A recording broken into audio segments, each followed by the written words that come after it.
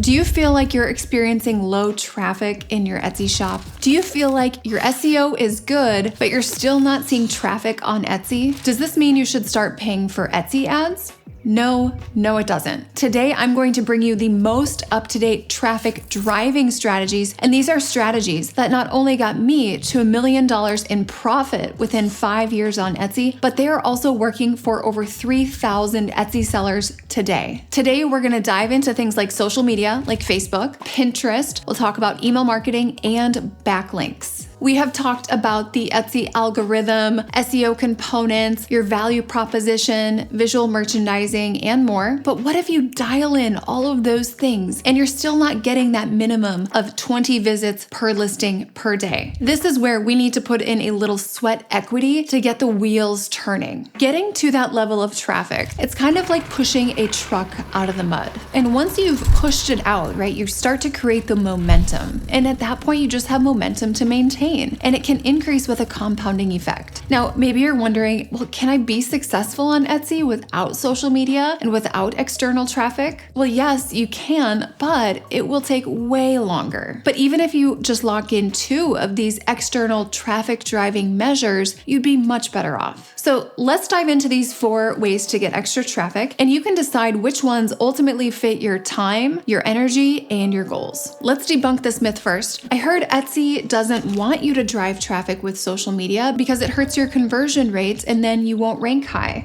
That is absolutely false, first of all, and we are not driving just random cold bot traffic to your shop. We're driving warm leads to Etsy with these organic methods, people who actually want the product. And how we know that Etsy likes this is because they have implemented share and save links, which gives you, the seller, a percentage back from Etsy fees when you direct people to Etsy from an external place like social media, a blog, a website, something like that. You do benefit from driving people back to Etsy, and they are encouraging you to do so. All right, with social media, there's options. There's Facebook, there's Instagram, there's TikTok, there's YouTube, there's Twitter, and more. My recommendation is to look at what stage of the business you're at and focus on the appropriate platform for that stage. So when you're in the sprint and you're trying to get traction and momentum, which many of you are, then I recommend focusing on Facebook. Facebook is where people are searching and they're expecting to click on a link and go to an external site. Whereas on TikTok and Instagram, they're not really intending to leave the platform immediately. They want to keep scrolling. In those platforms, they want to keep the user in the platform. Instagram is really for nurturing current customers. TikTok is really for discovery, entertainment, relatability. Now, outside of Facebook, I recommend that every Etsy seller leverage Pinterest. Now, Pinterest is the long game. The longevity is what makes it so worth your time. You can do things on Pinterest today and see the benefit 8 years later. And I come with proof of that with over 500,000 visits to my shop from Pinterest. It's been the #1 highest traffic driver when it comes to social media for me. And it's from doing things 8 years ago. And it really stemmed from 1 year of extreme consistency on Pinterest that led to that. Now, Pinterest requires the Google Chrome extension, and we recommend fully optimizing your listings for Pinterest before you even start on Pinterest. Otherwise, you are completely wasting your time. And remember, with Pinterest, to focus on listings that will never be disabled, so not holiday listings. When it comes to seasonal listings, only do Pinterest for listings that you can position in a new way for a new season. Otherwise, those Pinterest links are going to break when you disable the listings. So Pinterest does require consistency and the ability to understand board curation and optimization, which it doesn't take long to pick up on, but I do recommend doing Pinterest for at least 10 minutes per day. Now let's talk about backlinking. Building backlinks to your Etsy shop is definitely something that you can do, and for this, make sure you are using these share and save links. If you are going to outsource any external traffic driving methods, this is the one I would outsource. There's tons of experts on Fiverr and Upwork who will do this for you. Just make sure they're using those share and save links so you are getting that percentage back. That percentage alone could pay for their wages. All right, lastly, let's talk about email marketing. Now, not to brag, but we have the king of email marketing marketing on our team. He has taught us so much about effective email marketing strategies and how to drive conversion with email. And the real key here is to remember that email, it is really a tool that fuels relationships with your customers. This both transfers value to your customers and occasionally makes requests. But you have to build up that bank of goodwill with your customers when it comes to email before you start requesting anything. So give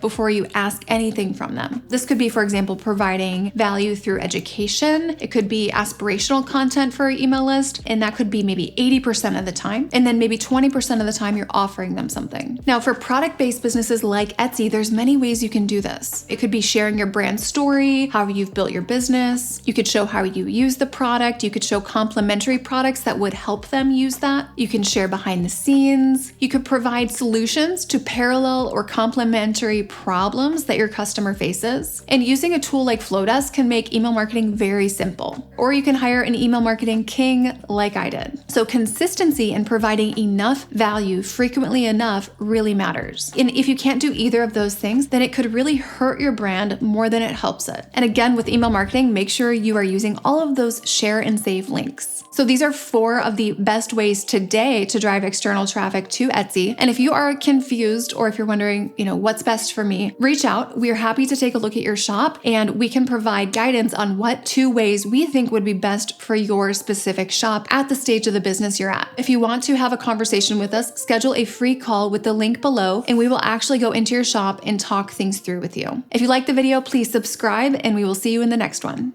The month before I started the program, I made $696. The first month after joining the coaching program, I made $4,149, and that came from 133 orders in my Etsy shop.